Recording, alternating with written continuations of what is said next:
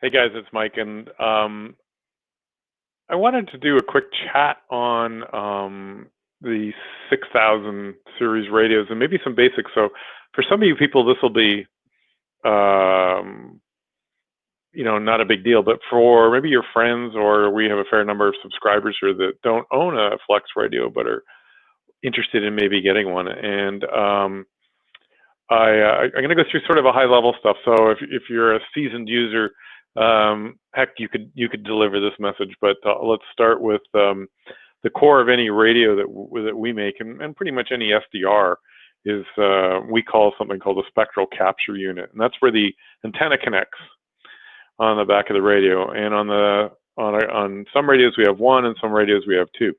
On the radios that we have one, which is the 6300, the 6500, and the 6400, there's one, which means you're welcome to use one antenna at the same time. It's got an antenna switch in all those radios. You can go antenna 1, antenna 2. And hi guys, I probably won't be able, it's just me, so I won't be able to hit all the notifications, but I'll hit a couple. So that's what those radios have. And then the 66 and the 67 have two, which really makes your 6000 radio behave like two radios, because you can be fully on two different antennas at the same time. Hey, you can be on 80 meters, you can be on 80 and 6 at the same time, 20 and maybe on a 15 monoband or whatever. Something that I think is really great. And it's a lot different than any other radio we've used in the past as a superhet, where it had a main receiver and a sub receiver. And yeah, the sub receiver, sometimes hooked up to a second antenna, and that was pretty handy, but it was still a sub receiver. And on the 6000 receivers, we either have 2, 4, or 8, depending on the radio, and they're all main receivers. And you just sort of virtually, which means we do it in software, you move the transmitter to where you need it, which is, I think, a lot better idea.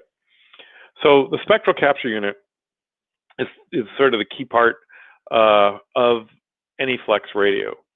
And we actually look at well over 200 megahertz of the bandwidth comes in that antenna. And this is why you can be listening to 160 meters and 6 meters at the same time, either on the same antenna on a single SCU radio, or on two different antennas, of course, with other 66 and the 6700.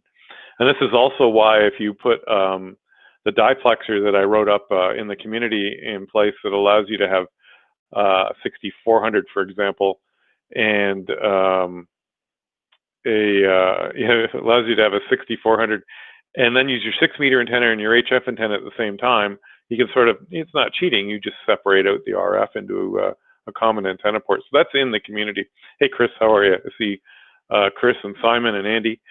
So I think that's pretty slick, and that we can do that. So that's the importance of single SCU radios, and that I really like. And I'm trying to change my pattern here, so just a minute, and it's not working. So we won't worry about that for the moment.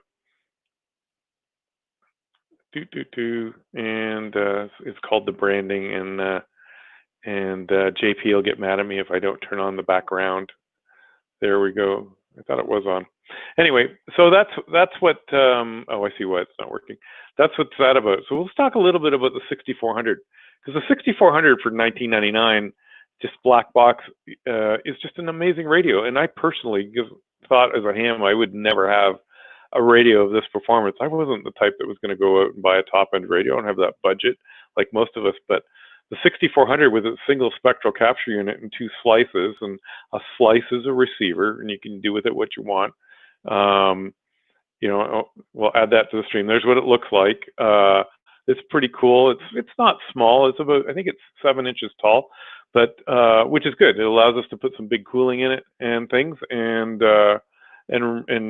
just nice room, and it doesn't get overheated or anything. So hey, thanks Clay. And so that's why I think the 64 is a great radio. So we've got the spectral capture unit, and then we sample all that data in a field programmable gate array, an FPGA, which, if I remember the math correctly, produces about 3 gigabytes of data a second. Now 3 gig doesn't sound like a big number, right? Well, a lot of us are happy with 50 megabit LAN connections. Some of us are internet connections.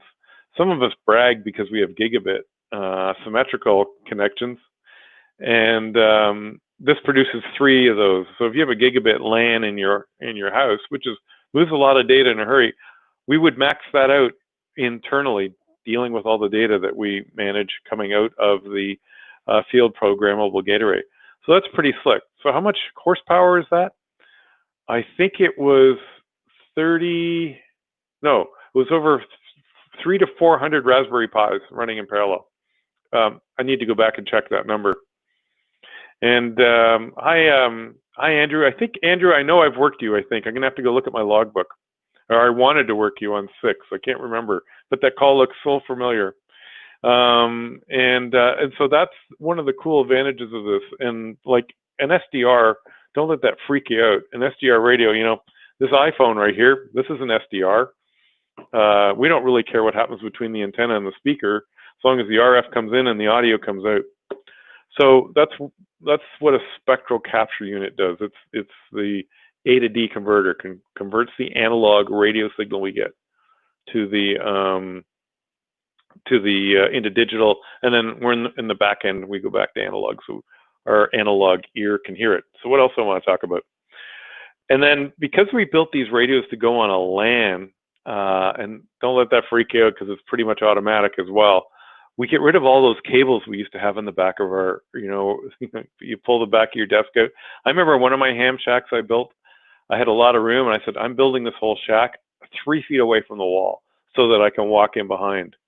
And so that's, one of the reasons going to a LAN is so nice, is because we have a lot less cabling. And it now then allows us to have multiple programs or hardware communicate with the radio.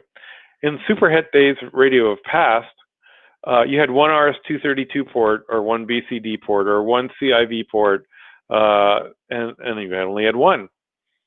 And so that meant you had to hook up your logbook. Or what if you had filters for contesting? Or what if you had this? Or well, you could do it, but it became a plumbing exercise. And while the geeky guys of us really like doing it, if you'd never done it before, it was daunting. Now, because you can connect to the radio like multiple people connect to a web page from multiple devices, we can now have your logbook connected. We could have WSJT connected. We could have another logbook connected. You could run N1MM, or you could have decoders for RTTY or FT8, JS call. You could do all these at the same time if you want. It's, if you have enough computer horsepower. The limitation is not the radio like it used to be. That is huge. And I saw that writing in the wall back about, when did the 63 come out? About 2013. When I saw it at Dayton and looked at the back, and there was a LAN connector, and I remember talking to Steve Hicks about it. And I said, what can I access on that LAN connector? And he looked at me with this grin that Steve has, and he goes, everything. So, okay. And then I saw how this would go. And no, Simon, no change on the 6700. He's asking if there'll be an upgrade on the 6700. You know us, we can't pre-announce anything. We don't announce anything until we're ready to deliver it. Just because, let me digress from it. That happens because we get things. Every vendor goes through this. You try to hit a target date, and then you wail into some roadblock you didn't plan for. Some part didn't come in. You can't ship a radio. You could be missing a knob or a label or a connector. If you don't have 100% of the bits, you can't ship it. It's like a car. If you don't have the windshield wipers, you can't ship the car to the vendor, type of thing. So that's the advantage of the LAN. And for most of us, it's pretty automatic. We plug it in, it just works. And if it doesn't just work, we can pretty much make it work. So LAN. So item 3 was the receiver. As I mentioned in the beginning, I never thought I would have a radio that was this quiet and could hear this well. Regardless of how it's done, it just blows me away what I can hear. And as we talked about, I think it was last week or the week before with Tim, the dynamic range we're able to pull off where we can hear really tiny weak signals right beside really loud signals is unbelievable. And again, that's the small adjustment we have to make with the AGCT to make that work. And we'll do a chat on the AGCT, and we'll probably drag Tim again to do that in the future. He's tied up with something, so I wasn't able to get him today. But if you're not familiar with the automatic gain control threshold setting, please follow it. It's well written up in the book. You can ask us questions about it. You can email us at info. You get the idea. So, but the receiver just blows me away at what it can do. And it really became apparent to me when I was doing some weak signal FT8 at 160 meters from Toronto. And I was copying these, East European signals and beyond, plain as day, and I'd call them and they wouldn't answer me. And so I'd email them, a screenshot, and they go, "I didn't hear you." And I'd ask what they were using, and they were using a superhet radio that just couldn't pull the weak signals out of the mud. So that's pretty cool. So let's talk a little bit about the transmitter. And one of the more powerful tools in the transmitter is controlled envelope single sideband. And if you don't know dB well enough, just remember two numbers, but remember one anyway. 3 dB means double, or minus 3 dB means half.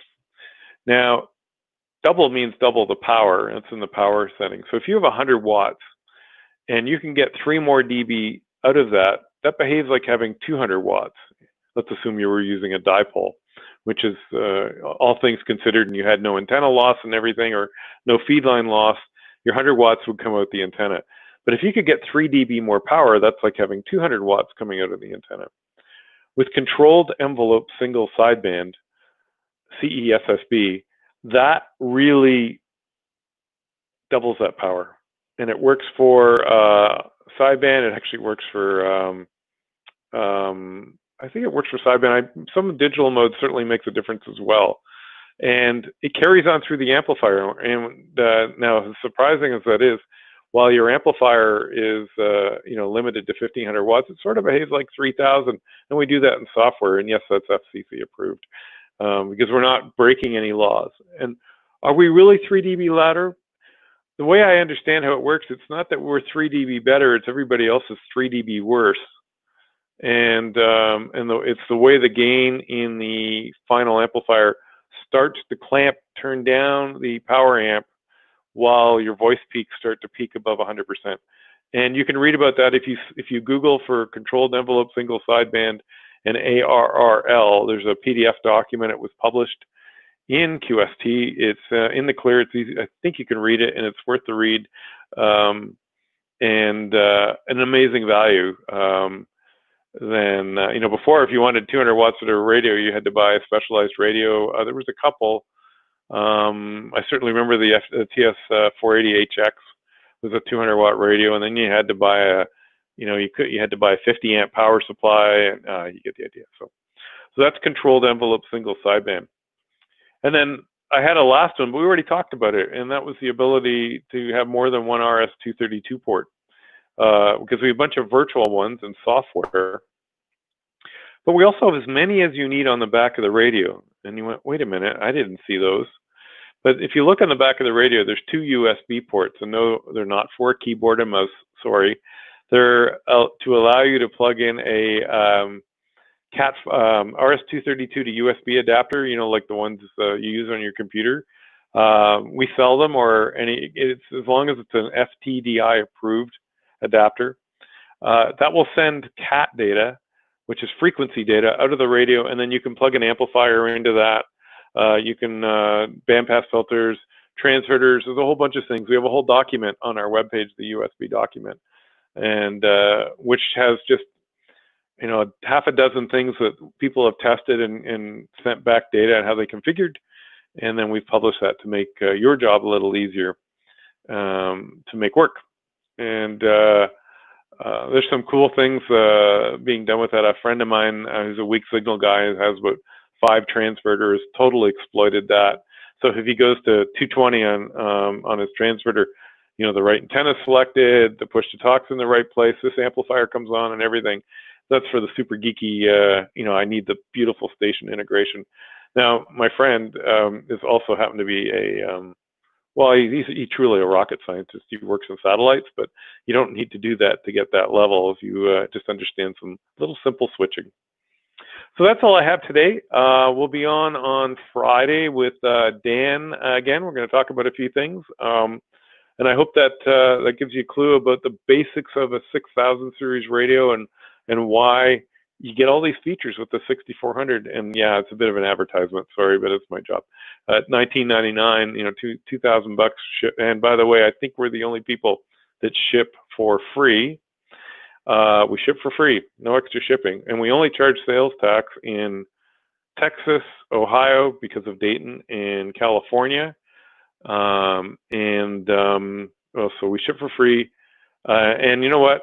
We also have a 30-day return policy. So you get to play with it for 30 days at your leisure on your antennas with your noise or no noise on your station. Do we get returns? We get a couple. Surprisingly little number of returns. It just didn't work for me. And people sometimes call and say, you know, I didn't like it. I went, well, what didn't you like? And they tell me. I went, okay, I'm not going to try to change your mind, but I can offer you some information. And of half of those times I say, did you know it really works this way? And they go, no, I need to go look at that. And then I never hear from them again. So either they put it, no, I'm not kidding. Usually I get back. So I get some pretty cool emails and thanks. So ladies, gentlemen, have a good day. Pleasure to take over your computer for a few minutes. And we'll see you Friday. I'm Mike, BA3MW73. And of course, stay safe as usual.